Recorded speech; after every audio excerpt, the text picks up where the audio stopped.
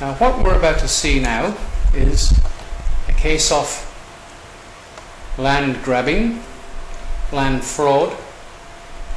It's hard to believe that this day and age these things go on.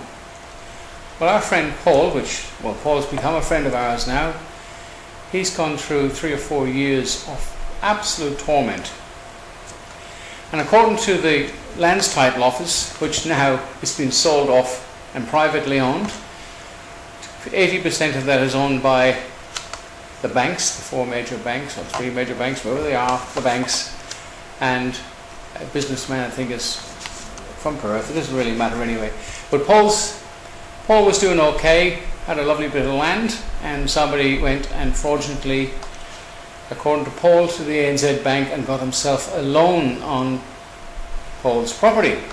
So the case goes on. So without further ado, I'll introduce you to Paul, and first of all we'll be looking at, it is an Aboriginal sacred site. The Aboriginal people came on and done a blessing, which is really good, and then we'll carry on with the story at Paul. Anyway, let's have a look.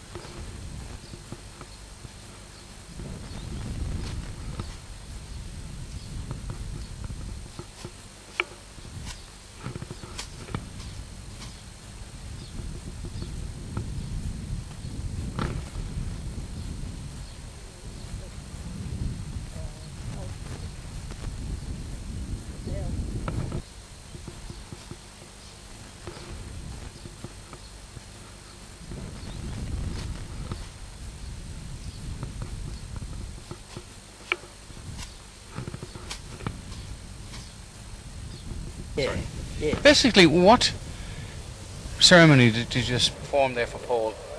I did a cleansing ceremony to get rid of all the bad spirits that we believe in the spirit world, our people. So we had that way of dealing with cleansing areas for thousands of years.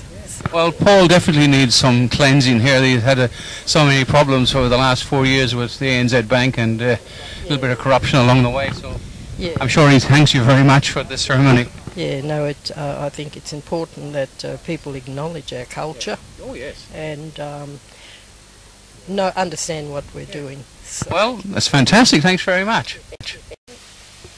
In early 2017, the county court made a court order that all the documents in relation to the ANZ Bank dealings in relation to 325 Wildwood Road loan were handed up to my wife Charlene and I, and they were given as part of a process for Charlene and I to go to mediation with ANZ Bank.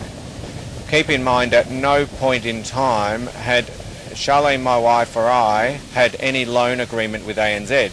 This was a totally false loan agreement that was set up on our property in the process of falsifying my wife's name in a false contract of sale, false and fraudulent transfer of land, and all documents in relation to the ANZ loan that were tendered were falsified by ANZ staff as well to obtain their commission. In late 2013, when the ANZ discovered that a man had falsified documents and lent money against this property, 325 Wildwood Road, Bulla, and the loan only ran approximately 2 months, and the police raided the man in question over another matter and found that he had approximately 5 or 6 false licenses and IDs in his possession. This particular man, I believe he's a 73-year-old man, got a loan with ANZ Bank for this property fraudulently. Would that be correct? No, a 73-year-old man only come on the scene in around September this year, 2018, sorry. Yeah. And before that there was another fellow who had close association with ANZ Bank staff, a Mr. Vu Tran and a Mr. Huey Zao out of Bell Street, Preston branch. And they had fabricated loan documents against this particular property in Wildwood Road, Bulla. And it then proceeded to go through the civil courts in the county court over a 3-year period, and it's currently still in a proceeding in the county court in a criminal matter involving the perpetrator of the fraudulent loan and the two ANZ staff, Mr. Huey Zao and Mr. Vu Tran. They were the lending managers who falsified documents. So those guys basically, their main purpose would be to get commission. They would make quite a bit of commission on this sale, would they? Yeah, the ANZ staff were averaging 1.2 million a year commission, and they were bringing in, and they actually had a target of around 25 million per month of business to write up for the ANZ. So with that kind of incentive to make that kind of money, you wouldn't be too particular about where you you wouldn't really do much research. You just want to get that loan through to get that absolutely enormous commission. Would that'd be fair to say, would it? That'd be absolutely correct, because as we've discovered, the ANZ bank managers had an approval limit up to $5 million under their own authority. They didn't need to go any higher.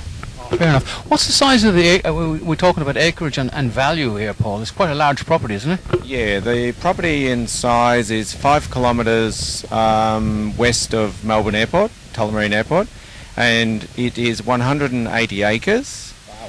Its current value is 3 to 5 million, but once it's rezoned for future development, it could be 50 to 70 million very easily.